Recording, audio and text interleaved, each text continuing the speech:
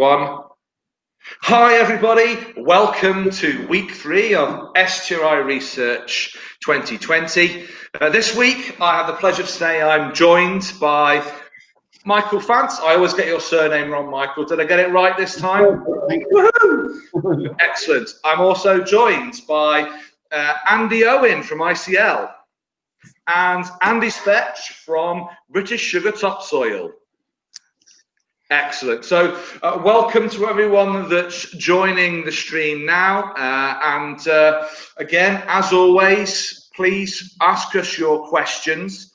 If everyone wants to go back and look at these streams, they are all available online and will stay perpetually on STRI's Facebook page, and I think we've got to end up making a compilation of them, and they'll go on our YouTube channel to also accompany all the videos that have been produced over the course of the event. So we're now week 3 of a 4-week event, so we're sort of over the hump now, and very much we've got 3 experts in their field, so please feel free, ask your questions away. And I see we're starting to get more and more people on the stream, so that's great. Thank you very much for joining us. Again, as per usual, same situation. If you've got a question you really want to ask us, try and keep it brief, and I'll put it up on screen. But type it into the comments, and I'll flash it up on screen, and we'll chew over it, mull it, debate it, and try and give you a sensible answer. And so don't hold back. Get stuck straight in there. That's what it's all about. Make sure that you take the time and ask the experts all your burning questions. So to start off with, I think it's probably quite a good opportunity just briefly to ask each of our guests here today, whose videos have been showcased on YouTube this week as part of the event, just to give us perhaps their top 5 bullet point list of what kind of messages they feel were the key messages to come out of their presentation. So I'll start off with Michael. What's your key messaging from your video this week? Key messaging really is to reinforce our policy of thoroughly testing products before they come to market.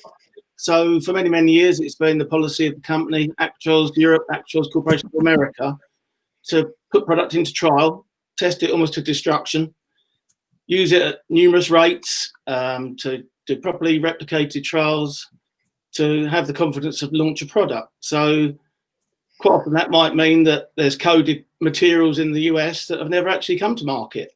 And actually there was a trial at STRI that was 2 or 3 years long, which was quite interesting, but the product didn't come to market. So that's the way we work.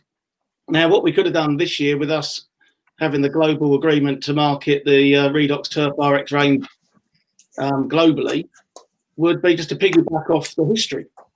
But we decided not to do that. We can access lots of data, lots of history of use, lots of anecdotal evidence, lots of trial evidence, but that's on different grass types, different climate, etc. So we don't want to oversell any of our products. We want to have confidence in our team, in our distributorship.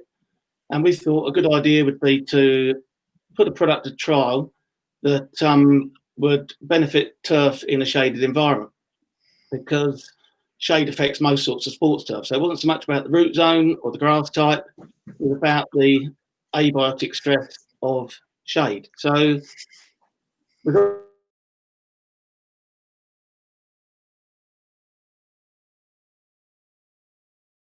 which should get sunlight, but it's next to a great big tree. And then behind that, a great big bank of trees. So we wanted to test it in the most difficult situation on your site, in shorter day length, when the weather's a bit murkier, purely to see if we could back up what we were claiming, that by activating increased photosynthetic activity, we could help the plant through that abiotic stress to subsequently be better at coping with biotic stress, and that's what we found. Excellent. Thank you, Michael. That was really good summary of what you produced. Welcome. More people are joining the stream. Thank you very much for joining us. Ask your questions away. Type them in the chat at the bottom. I'll ask them to our expert panel here. So let's start off. Next, same question, but to Andy Owen this time. What are the key points coming out of your video? Yeah, thanks, Christian. Obviously, we presented this year the next stage in our sort of integrated turf management autumn disease trial work. At ICL, we've been running this style of trial for a number of years now. It's a range of independent trial stations, just to demonstrate how we can manage turf through the high pressure disease period by utilizing the range of technologies that are available, and perhaps, by reducing fungicide input and selecting other technologies and seeing how they do. Now, this year's trial was a little bit different, and hopefully that came across in the video, in that we're scoping out new technologies this year. So we have a background of good nutrition and moisture management, and overlaid on top of that, we were looking at new biostimulants and biologicals that potentially could play a part in our sort of autumn disease management sort of programs. So the trial's ongoing, so we weren't able to present a great deal of results, but hopefully we illustrated a very robust trial design at an independent research station, and those two things will allow us to say with confidence, based on the results, how the products we're testing perform, so that we can decide whether we continue to work with individual products or whether we decide they're not suitable for use on turf through this period. So yeah, no results to show, but really keen to see how that trial progresses. And at this time of year, as we're getting, growth is starting to slow a little bit. Although yesterday was a heady heights of 13 degrees here in Bingley. It was short sleeve weather, crikey O'Reilly. It's middle of November. But as generally growth is slowing, more leaf moisture around. Certainly the dreaded microdocium patch is lurking there, just waiting to nibble at the grass. So it's going to be really interesting to see how the plots stand up to a good dose of disease. Yeah. Albeit everyone out there will be fingers crossed, hoping they don't get any disease. STRI, we're always across the other end of the spectrum. Bring it on. So it'd be fascinating to see how the disease develops on that. So and finally, but certainly no means least, Andy Spetch. What about you? What would you say were the key points coming out of your video? Yeah, I think hopefully the big thing is how important to us working with somebody independent, respected, like your good selves is in as a basis to everything we do. We don't want to missell. We want to make sure that we're selling correctly our products into the right markets, and then that they're used in the right way. So it is really the foundation of everything we do in all of the markets we sell into. We're still relatively young in the amenity market for top dressings and root zones, and still really trying to get our brand recognised within that market. And we're into now our second lot of trials with your good selves. The first ones were on our sports and turf product. We did some replicated plot trials with you, but you also helped me formulate the blend, the mix, to get that right. And then the plot trials showed that a little bit of soil added to the correct sand gives good growth rates. And so we started to promote the sports and turf and had some success with it. And then I started getting feedback from customers really saying, not sure what's in the soil the root zone or the top dressing, but we're getting tremendous growth rates. And that's then when I picked the phone up to you and said, I'd like to learn more about this, but I'd like to make sure we've got the right answer and I'm not just assuming things. So hence why we're now have commissioned the pot trials with you to hopefully establish what is happening, what's the soil giving to those blends. Absolutely. I mean, I think all three of you touched on sort of the value that you guys and every company sort of must have in terms of having good, robust evidence to back up claims that you make on the bottle or in the marketing literature, and sort of how that is vital in these days to differentiate products, to make sure, give confidence to users and also distributors, that what's in the bottle is going to do exactly, or in the back of the bag is going to do exactly what you expect it's going to do, and give the confidence. And hopefully everyone that's logged on over these past few weeks has sort of seen the effort and work that goes in with STRI working with valued sort of sponsors on trials, because it really is important that we make sure that what we do and get the data to back up the claims that we make, give us the knowledge on how best to use products, but also to show the diversity of work that does go on out there. It's really fantastic.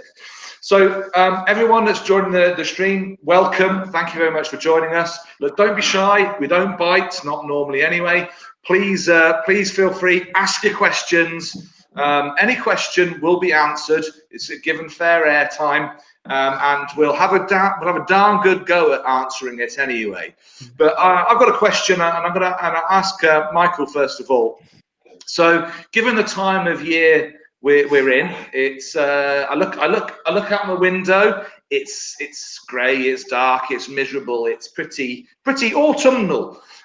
So in terms of what we were looking at within that trial with the OxyCal, what do you think are the benefits running through this autumn period in particular, in sort of not only golf green but also sort of the football world as well, of using this kind of approach? I think considering at the cell level in a plant what the significance of shade brings, and shade will obviously reduce photosynthetic activity. It will increase oxygen free radicals. It will reduce the integrity of that cell wall, therefore the integrity of that solar panel that is the leaf blade. So the particular formulation in OxyCal has been 20 years in the making. So what we want to do is give the plant the ability to do what it wants to do. It wants to be able to photosynthesize. So by introducing active oxygen, increasing antioxidants and polyphenols in particular, calcium to strengthen the cell wall, potassium to induce stomata open and closure. When sunlight is at a minimum, you don't want the stomata opening slowly when there's a bit of sunlight, then closing slowly. We want the plant to absorb CO2 and emit O2, i.e. retain the carbon. So that we use soluble carbons in the processing. So we've got chelated phosphate, we've got activated oxygen, and we've got complex potassium and calcium in there. And all that coming together, which fends off the ascendancy of the oxygen free radicals and helps keep that integrity of that solar panel. And as we saw with the trial when we came to see it to do the video, just like you, and unlike the audience, I was desperate for disease a few weeks ago, because there was a dramatic difference between the treated and the untreated a few weeks into the trial. And then we hit October and disease pressure just plummeted, purely because it rained almost every day. And that wasn't just in your part of the world, but the actual, it was actually a statistical difference in the assessments for probably about 3 of the first 5 assessment dates, just looking at percentage of disease. So if you looked at the integrity of the grass leaf, you could see it was far more healthy and therefore able to fend off the biotic stress of the microdocking. And I mean, and that's it was very evident sort of when we were there looking at the trial, but also looking at the data as well. And that's why data is always a powerful thing.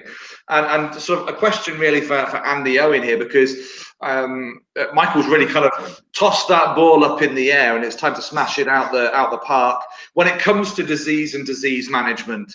And because no better time of year now than thinking, getting a very definitive plan. In fact, we should have a plan months and months ago, but if we haven't thought about it, get thinking about it now, because time is running out.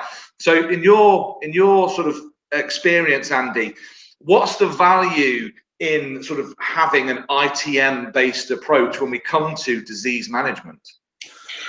Yeah, that's important. And obviously you've got to actively manage your turf through this period, and apply products which are going to help you manage the health of the turf. Obviously we understand why this is a high pressure period for microdochium. You know, there's increased moisture on the leaf, there's higher humidity, the plant is slowing down its growth a little bit, and you know, the fungus that is microdochium can take over, and so you need to actively manage it. You need to put an integrated plan in place, and that should stand on a number of clear pillars, and that would be, you know, you maintain plant health through sensible nutrition at this time of year.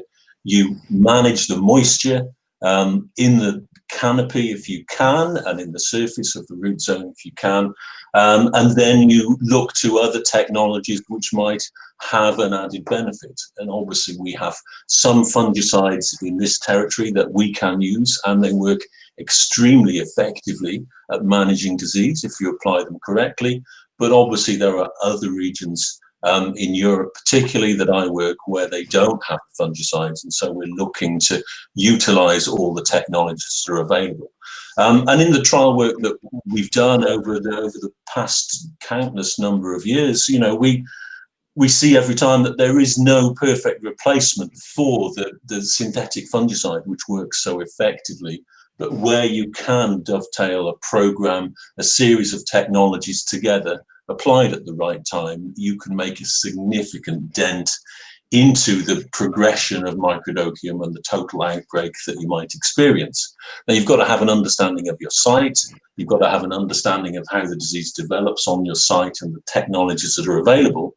But you're only going to utilize them if you have a plan in place that allows you to do it. So yeah, an integrated turf management plan through this period is critical to your success.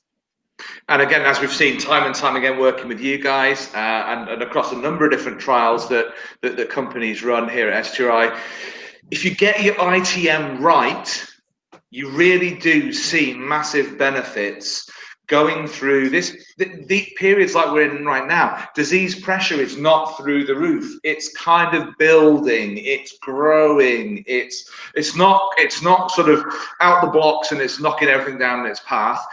So now that ITM approach, thinking about plant health and going into this period with a healthy plant, is going to pay dividends. And anyone that's in that position right now can sit there probably feeling a little bit smug and with a slightly wider window of opportunity. Whereas if we probably left it a little bit late, the plant might be a little bit sort of a little bit weak, a little bit sort of needing some TLC. Then we're certainly going to have to sort of sit there and hope a little bit that disease pressure doesn't go from 0 to hero overnight. And oh, look, as I'm talking, someone's got fed up with hearing my voice, and Pete has asked a question. Well done, Pete. Thank you for being the first. Pete's asked a very useful question. I know, Pete, from last week you were talking. You've got some bowling greens that you're looking after. So Pete's been cutting bowling greens at 8 mil for the last couple of years. Uses Juice Mart every 4 weeks. That's very on brand. Well done for Andy. Not had much disease at all. Also, turf hardener. Is this the new way of dealing with disease? Well, let's give Andy first dibs at asking that one. Yeah, no, thanks, Pete. It is not necessarily a new approach, but it's a sensible approach of managing disease, and knocking out that canopy moisture using a good quality dew dispersant is one way that will help. We see from trials we've done at the STRI, by using just a dew dispersant on its own, you can reduce your disease outbreak by maybe 30%. So that is a useful step to take if you can. Obviously, you need to use your dew dispersant sensibly and try and apply it to a dry leaf, and apply it when the turf is not growing too quickly, so you're not cutting it off. But you can see great success with that. And then overlaying, a turf hardener or good nutrition onto that, again, will reduce the disease further. So maybe not a new way, but a very sensible way to approach disease, to reduce your outbreak and your development, and reduce the total that is there. So yeah, a good thing to do. I mean, as with all things in life, prevention is better than cure. Generally, if we can stop a problem from occurring, we're going to save ourselves a shed load of cash, tears, and woe and worry. So, yeah, act early, act decisively, get it kicked into touch. That would be my slogan for it. Michael, sort of, you guys, Aquatrols, world renowned in the surfactant sphere. But also ever more in the nutritional sphere as well, and looking after water and plant health.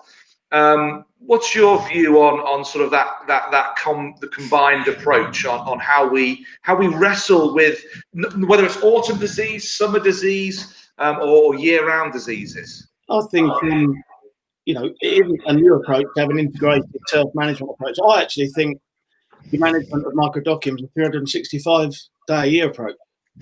So you could be managing microdochium from January, February onwards, planning for October, November.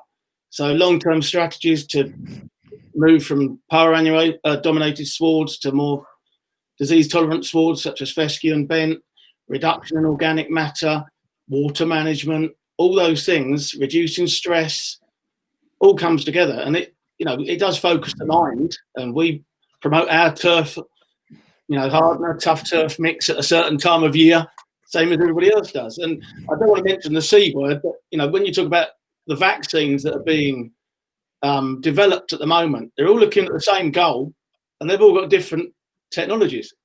And it's exactly the same as us and other competitors. We're trying to achieve the same goal. We're trying to achieve the optimum result with the minimal input without using a fungicide. And it's only something we've been doing for many, many years, but it becomes more pertinent as those fungicides disappear off the market. So yeah, that's my answer really. It's 365-day-a-year approach, and as you say, integrating things, finding what works for your site, mitigating against stresses that you can do culturally and biologically. So if that means reducing shade or increasing airflow, all these things, not just about what you're going to reach for on the shelf in high disease pressure times.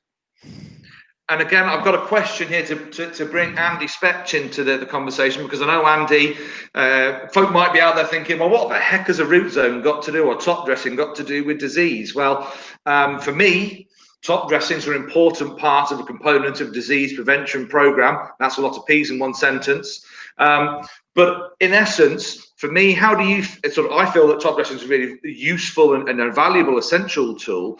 But for you, Andy, but for disease management and the benefits that come, well, how do you feel about top dressing and the use of top dressing materials for that sort of preventing long-term those conditions for pathogen buildup? Yeah, I think it's the application and the things you do when you're applying it that help as much as the top dressing itself. But in terms of the top dressings, if you're adding a top dressing that's got a little bit of soil in it, the clay particles within that soil are holding on to valuable nutrients, potassium, phosphorus, magnesiums, etc. And that's all. When that's introduced, that's all going to help to improve the health of the root zone. An awful lot of root zones are just built with pure sand, and there's very good reasons for that. But you don't need that maybe across the whole of a course, of a golf course maybe, or all of a pitch, because you maybe haven't got the budgets to be able to keep feeding, watering in that way. So that little bit of soil can help add, as I say, the nutrients and help hold onto moisture in a drier time that will keep the sward, keep the turf healthy. But then the operation of putting the top dressing on, normally it follows some type of aeration, which is leaving lots of holes there for the top dressing to get down into the rooting area, the rooting zone. And then it's maybe brushed afterwards as well. And, you know, brushing will help stand grass up. It will help get rid of moisture, help level things up. So I think, yeah, it's a cultural way, I suppose, of just maintaining that soil health. And that's a good way of looking about it. A healthy soil, after all, is going to be a good thing for plant health. And I guess it's the same for the human being as well. A healthy gut flora, it results in a healthy human being. I guess healthy soil, flora and fauna, a healthy ecosystem is going to lead to a better growing environment for the plant and put the pathogen under pressure. Andy, a question for you, Andy Spetz, question for you really, because I'm always fascinated by industrial processes. So it fascinates me when we talk about producing these growing media on that industrial scale.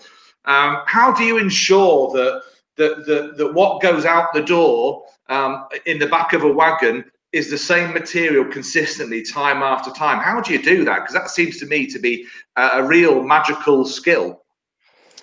Top secret, I can't tell you, I'm afraid.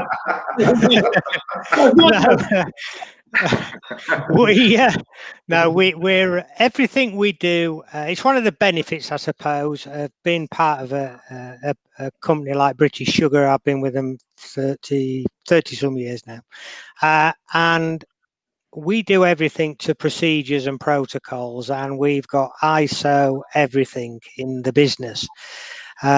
Whether it's the making of sugar or whether it's me in my smaller business making the topsoil and the top dressings. So I have a set of written procedures. I had a lovely audit on Monday where I had to explain it and talk them through it. But a big part of that is our sampling protocols, which goes through how often we sample, when we sample, how the samples are taken, how we're analysing those samples, and then right down to the blending, the mixing of the products, so we're hitting that specification time and time again. So for the sports dressings, it all really started when I go right back to the beginning, was sitting down with you and saying, look, I've got all these sands and I've got this soil, and we did lots of test recipes, didn't we? And we came up with a recipe that seemed to fit the bill. That's held in a top secret safe in my bedroom, and that's what the guys on the shovels work with. It's when you scale it up, it's not lab science, it's Volvo bucket science. But as long as we keep our feed materials consistent, the sand that is and the soils, then they know how many buckets of the sand to get and how many buckets of the soil to get. But also making sure we've got good hygiene all the time. So buckets are clean, the area we're doing it on is clean, the shed is clean. When we take samples, they're done in the right and proper way. And then then having them analysed by somebody who's working to accredited methods in an accredited lab as well. So you're getting a true answer. And I mean that's fascinating, Andy. And kind of I guess it's always thinking about how got a little bit of reverb there.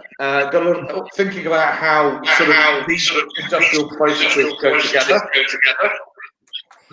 Can I add to that, Christian? Yeah, So one thing I find really interesting about discussing things like root zones, etc. And the Owen and yourself and his vegetable green, you go to a golf club, for example, and say, which one's your problem green? Oh, the one we rebuilt 10 years ago, and they've built it to such a bad spec. That's the green that has all the disease on, has all the problems on. Whereas the old push-up greens they've worked on for over 100 years, which I know how they work, has been, one problem green has been recited or for whatever reason with, the wrong type of root zone material, too many fines or whatever, and you think, that is your problem green. The problem was the way you built it. So cutting corners in construction. And another thing about disease and top dressing, I saw somebody who seemed to be doing almost everything right, but the pH of their top dressing was about 8.6. And that was causing this alkaline layer right at the surface. And when you took a soil sample, say to 75 mil, get it in the lab, get it back, and it would say 6.5. That's not it. And you take one at the surface, it'd be near 8. And they were getting diseases associated with having an alkaline surface. So, yeah, the integrated approach starts with construction. And I do believe the two main things that can affect the sports turf surface are the mower and the water. So if there's an issue with the mower, that won't bypass all the other things that you're getting right. Or if there's an issue with your water, that won't either. So two things that affect turf most of the year are the mower that cuts it and the water you apply to it. And if you get those right, so I've been to people at this time of year with a disease problem, and they're really surprised when I ask them if I can see the mower and check how well it cuts, and they say, "Oh no, sorry, it's not very good at the moment." You look under the macroscope, and they might be criticising the fungicide or the nutrition or this and that. So probably not doing yourself any favours here with your mower. You just hope you're allowed back in. So and seeing everything in the round. So if you go to a club and they've got a problem, it's right to talk about the nutrition or cultural practices or all those things, not just one aspect. No, absolutely. I think you've kind of hit the nail on the head there, Michael. I think ITM or turf management is about a big picture about what you want to do, how you want to achieve it, what you want your surfaces to look like, and that picture is a jigsaw. One piece out of that jigsaw which is not there, and you miss your big picture. And so for me, I think that's really important, and I think that's good. An ITM is a classic example of that. If we don't get an element of it right, we're in deep trouble. And making sure that we use good quality products, we're using them to the best of their ability, and that we're not pushing the boundaries too far. We're not sort of trying to expect too much from something. I think is really important. Knowing your site, knowing how things change, how things build and grow in your particular situation, that's all really important. There's a reason for me why there is no such thing called growing turf for dummies on the shelf, which says you follow these steps, you will have perfect turf. It's because it just doesn't exist. Because every turf situation is different, every year is different. And so we have to understand, for me, we have to understand what goes into the products that you guys are all producing. We have to understand how we get the best out of them. And we need to understand how we can use that on our site to react dynamically to the changing situation. So I think that's really important. And we've got another question here, so let's get answering that. So keep your questions coming. This is your opportunity to test the brains trust that we have here on the screen with you. So let's test our grain cells. So we have Graham Greenwood. Thank you very much for your question, Graham. So what pH do suppliers ideally work to for their products, and how do they decide that? And how much does this impact the product, or how much impact does the product actually have on your overall greens pH? I.e., I guess, how much is that pH of an acidifying fertilizer building up or changing the soil pH over time? Andy Owen, I think I'll let you have first dibs at that, but we'll go round the room. So Andy, what are your thoughts? Well, listen, a lot I could say there actually, but I'll try and keep my answers succinct. Obviously, different fertilizer compounds that you might select to apply in a solid form, a granular form, will have an impact on the pH. It depends on the rate at which you apply and how often you apply. So we talk about, say, ammonium sulfate as reducing the pH, or potassium nitrate as lifting the pH a little bit. So that would be one thing. And as a supplier, you know, they're just that's just the chemistry of the compound in which we're applying. We have a little more leeway when we're working with liquid products. And, you know, there is a sense with a liquid product that you want to create a good formulation that will work and supply. So we do consider the pH, but sometimes it does depend on the components of the liquid product. And some naturally might have a slightly high pH or a slightly low pH. And sometimes we will buffer that, but we also want to make sure the liquid product, you know, the components stay in solution and it doesn't settle out with time. So sometimes a lower pH is beneficial, or sometimes a slightly higher pH is beneficial. So we work to make a strong formulation. In the work that I've done, I actually have found that, you know, in regards to liquid applications, the rate that you use doesn't really make a big impact on what is going on in the soil. And as Mick alluded to earlier, actually your irrigation water and your supply is much more critical when it comes to pH, and perhaps your top dressing source is much more critical when it comes to pH, because you apply those in a much greater quantity. So, you know, I wouldn't be too concerned if I was applying a liquid product that purported to have a slightly acidic pH or a slightly high pH, because the rates wouldn't be that high.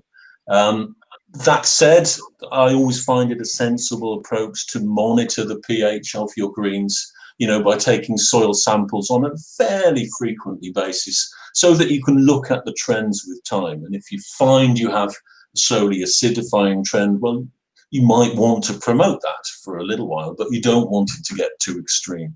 Or if you have a slightly rising pH, you know, again, you want to keep check of that and think about adjusting your sort of macro program, you know, with time.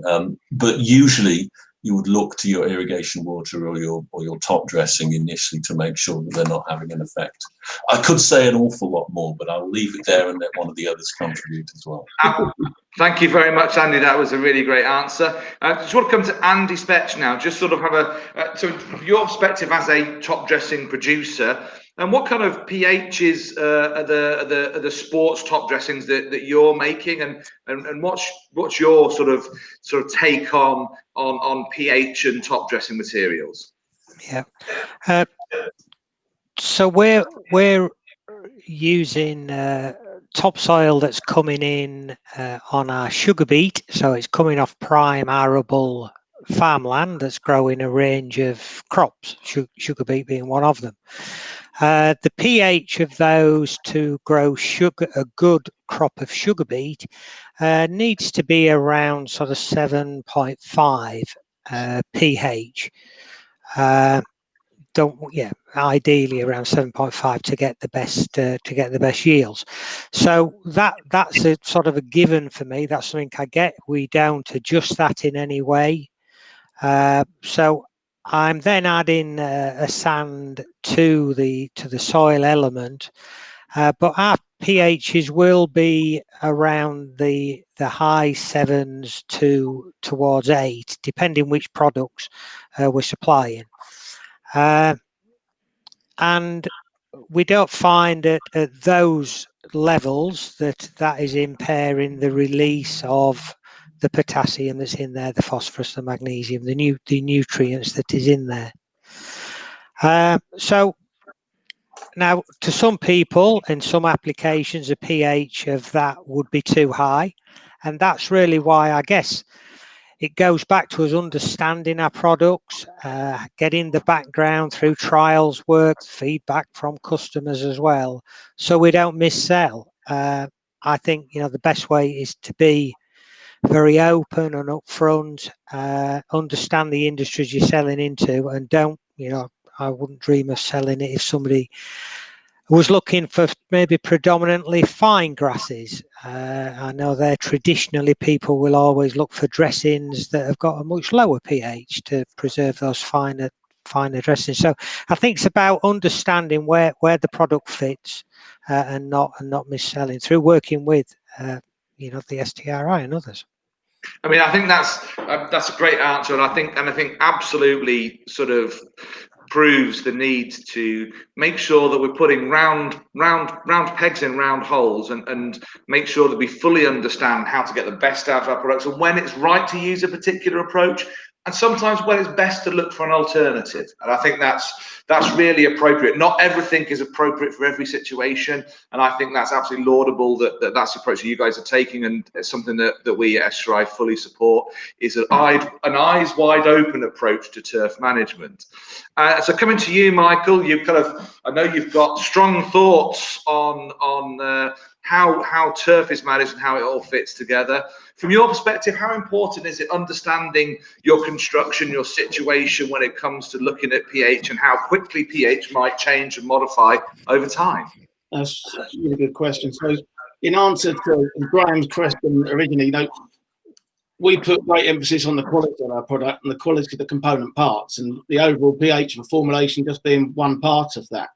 And as Andy said, the type of materials we sell at 20 litres a hectare, is it going to change the pH much? No, it's not. But the integrity of the product and the overall benefit to turf is driving us. So when it comes to things like the way we extract humic acid from lenodite, for example, we would use potassium hydroxide rather than sodium hydroxide to keep the salt level down, whereas other people might access their aminos in a different way. So again, it's that jigsaw. So we like to think that not only do we test our products to get this robust data, but before we even test them, we know we haven't cut any corners to start with.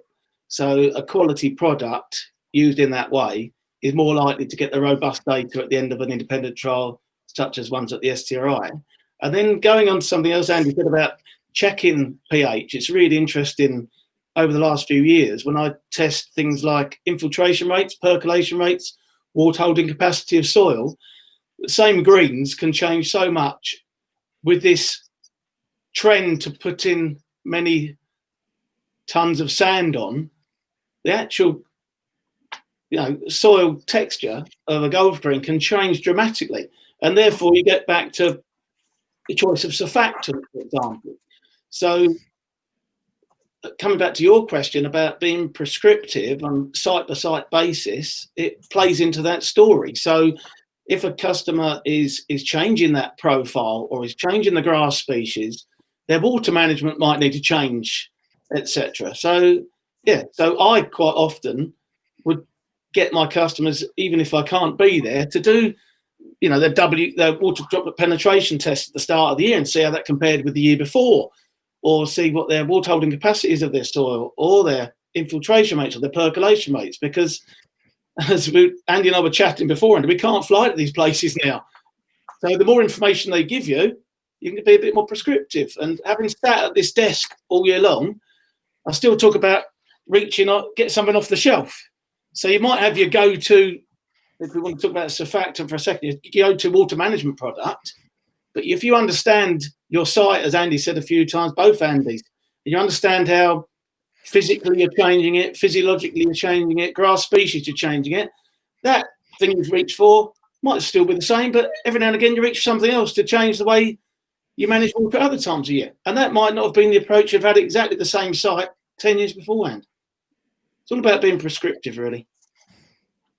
Yeah, absolutely. So it's all about how you react to the situations. So thanks, guys. That's a really sort of comprehensive answer, I think, to Graham's question. But I'm sure we could certainly rattle on about that for a wee while longer, because pH is at the core of a lot of stuff that we're worried about in terms of pest control, in terms of grass species, in terms of nutrition. There's a huge load of aspects about the soil environment itself and its physics and its chemistry. But we've got another question here from James, so I think we should answer that because it's very pertinent for this time of year. So James, thank you very much for asking a question. So James has asked, with the current lockdown, a lot of clubs seem to be heavily aerating greens in particular. At this time of year, can that negatively impact the structure of the root zone and damage the fine root hairs? That's an interesting question. Any takers for having a go at that one first? I'm happy to jump in. If that's... Go on, Andy. You go right ahead. And hi, James. What a good question that is. I might not answer it fully, but obviously my take on it is that, you know, we're watching people aerate their greens heavily at this time just because there's no golfers and they've got that opportunity to do some heavy aeration work without the complaints that we often see. Part of it should be linked to what their sort of main aims are for their turf surfaces. And if you're in a situation where you're wanting to actively reduce your organic matter at some stage.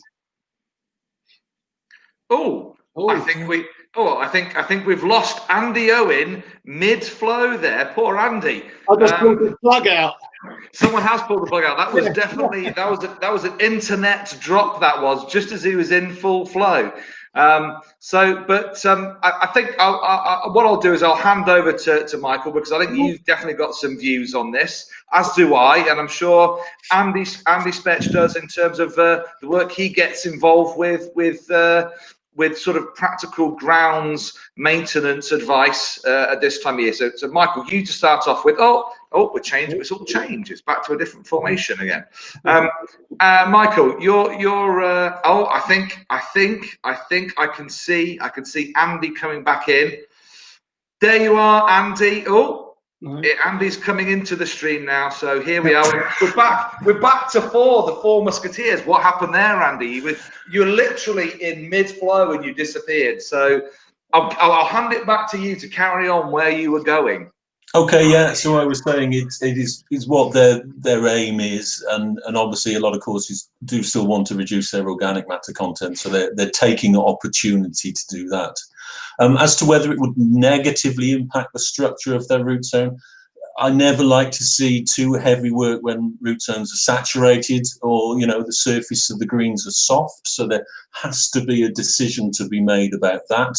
But a freely draining, well-constructed surface should take a coring at this time of year, no problem.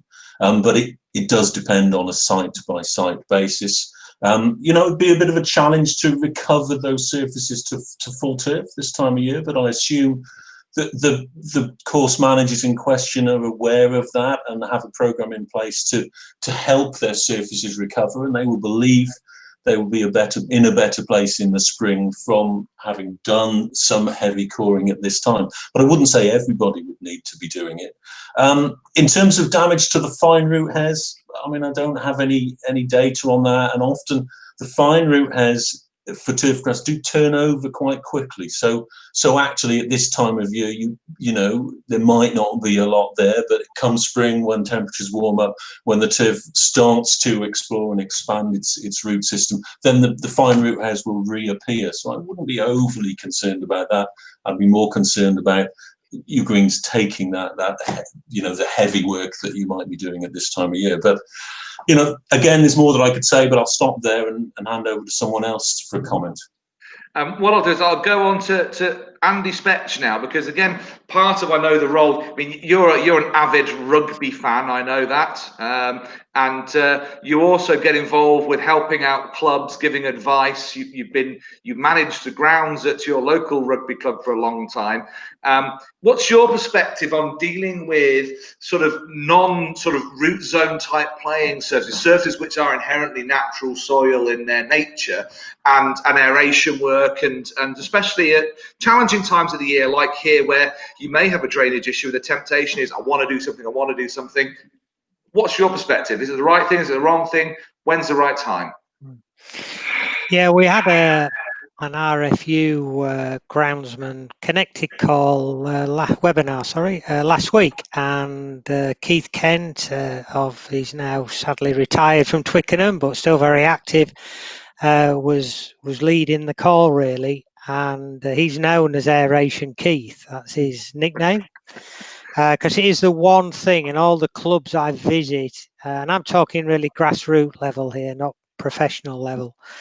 It is the one thing, compaction, that you see time and time again. And we've just, Michael and Andy have been talking about having things in balance, and a bit like if the pH is at an extreme, it will cause the lockup and unavailability of things. If the soil is compacted, then it'll exactly the same can happen, because the roots and the plant are not happy. They can't get down and go to where they need to get to. But somebody asked the question last week in terms of timing: should I be doing some vertidraining on the pitch? And you have got to think about the conditions of the soil, because if it's saturated, you will do more damage than good. It's like pulling a knife through butter, you'll just smear. But we've had a bit of a change in the weather, thankfully. It has dried a little.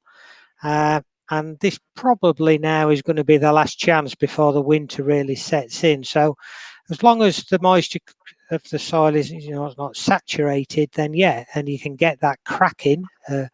Because you're not just punching holes in, you're getting the cracking down below, lateral cracking as well as vertical.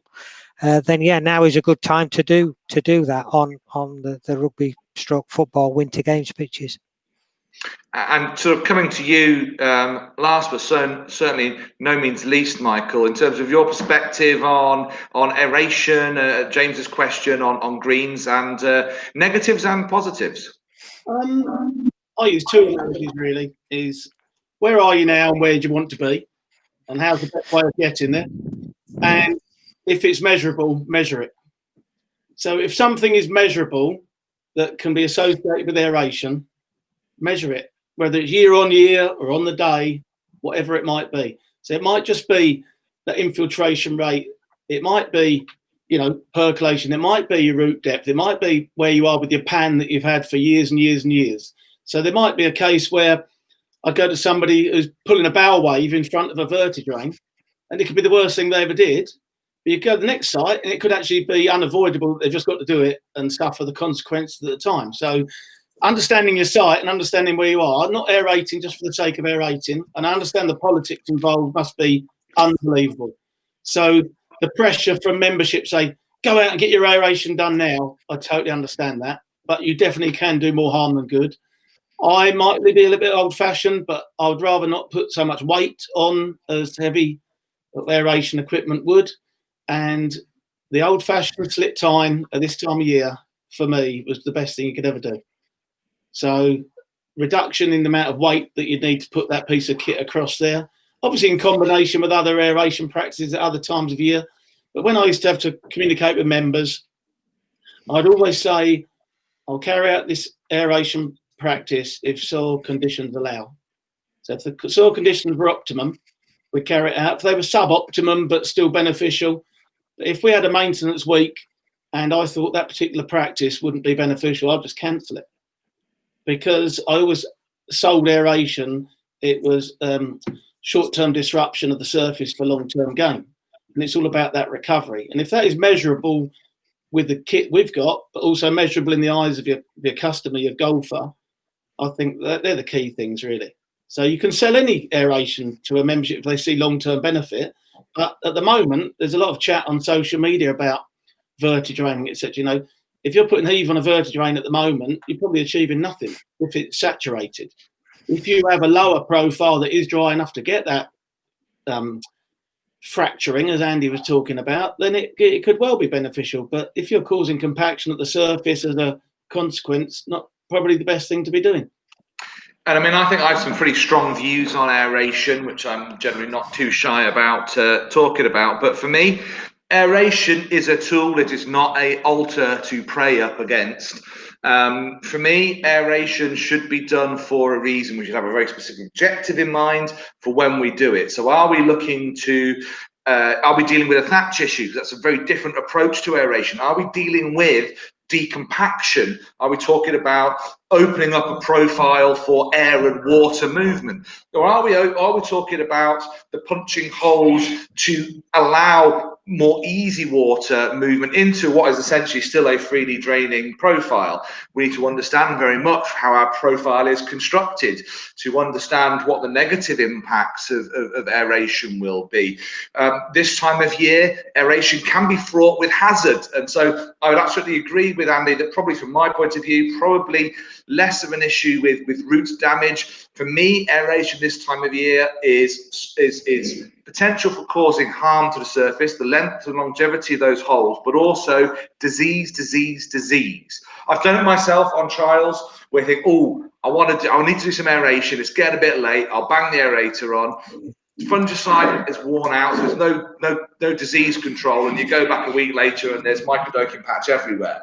So you have to understand your site, you have to understand how the soil's working, because there are hazards, there are benefits, but for all things with aeration, have a plan, have an objective, understand why you're doing it, and use the right bit of kit. So for example, there are lots of types of bits of aeration kit out there these days, ranging from ye good old Sarrel roller through to your slip tiner, your solid tiner, hollow corer, down to the newfangled air injection machines. So something like an Air 2, G2, air injection, pedestrian, you're going to end up having a different effect than if I go on there with a tractor and a verti-drainer, if I've got a soil green, a sand green. So all of these things go into the mix. That's why talk to your colleagues, talk to agronomists, talk to people you can trust to give you a no holds barred, no nonsense view on what you might be looking to achieve, because sometimes you just need to bounce an idea off someone, and asking the question can be really useful. Could I just come in? So the only root damage I've ever seen from aeration was caused when it was far too dry, or where it was far too wet and you just retain moisture in the wells that you create from aeration. And you have roots that are in a aerobic situation prior to aeration, that subsequent aeration causes water to collect in them and they become anaerobic. You get blackening of roots, etc. So yeah, these are all measurable, even if it's just visual. Absolutely, and that's why the wrong thing at the wrong time. And I've done trials where we've looked at air injection and a sandy-based growing medium. I've seen overall significantly benefits in terms of rooting. But again, if I did that, copy paste to another site, different situation, exactly the wrong thing to have done potentially. So again, it's always, as with everything when you're managing a biological entity such as turf. Think about what you're doing, why you're doing it. Have I got the right tool? What do I need to do before, during, and after to ensure success? How do I know I've achieved success? And be critical.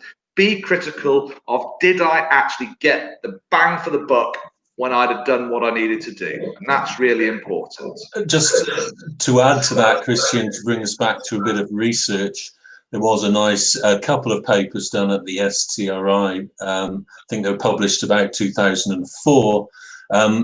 The work was paid for by the Football Foundation, where the benefits of aeration were contrasted with the benefits of top dressing and the benefits of applying fertilizer. And everybody expects the benefits of aeration to be really high, when actually, you know, over aeration was not necessarily the best thing to do. And you needed to have, as you've just said, an appropriate approach for your site. If people, you know, it was an interesting paper to read, and it showed the payoffs between increasing aeration, increasing top dressing, and increasing nutrition for a standard site. We're not talking about a professional pitch here. And it did provide some nice guidance, I think, about where you could pitch those three activities in terms of your maintenance. So that would be a good one for people to look out for. Absolutely. So go and have a little look, STRI's journal. And I think from memory, the paper was somewhere around 2007, 2008. It's been the last ever editions of the STRI journal. So pick that up, have a little look. Anyone that wants it, just let me know. I'll send a copy to you. So just to finish off, wrap up, I'm aware we've been talking for 58 minutes now, but Pete's come back with a couple of questions. Or a couple of comments, really. So I think the bear talking about very briefly. So Pete's been saying sort of he's been slipped every 2 weeks with rolling as well, with a rear roller. And as well, he's asked the question, when can we stop slip tining? Well, I suspect Michael's answer is don't. No, But and so it's all about, again, comes back to have you achieved what you wanted to achieve? If you've got openings in the soil, have you got a good healthy soil structure? Have you got a good pathways for water flow? In which case, stop.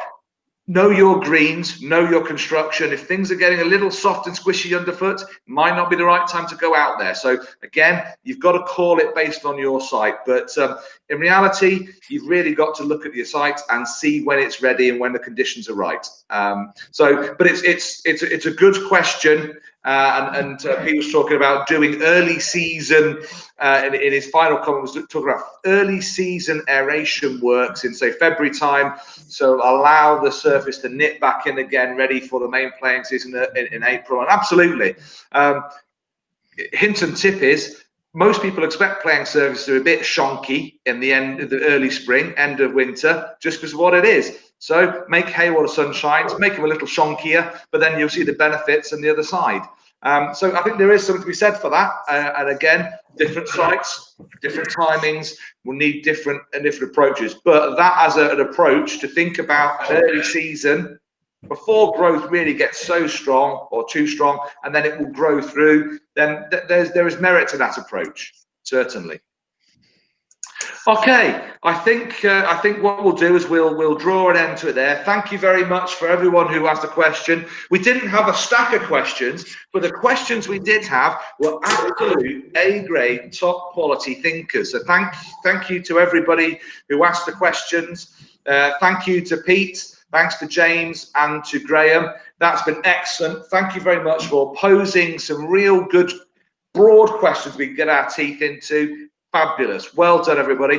I hope you've enjoyed the Q&A. I've always enjoyed it. I love talking. I love talking to my colleagues in the industry and looking at different perspectives. It's been great to see all the videos that have been going through this week. We've got more videos coming through next week. But all I can say is enjoy it. If you've missed a week, everything's there online. Go catch up.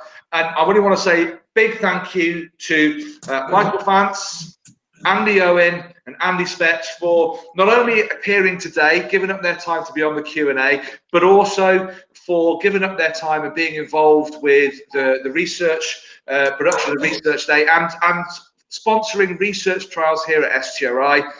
It's all about helping to make sure that we've got the right products and the right solutions in the right place. So thank you very much, guys, for all your support. It really is tremendously sort of appreciated.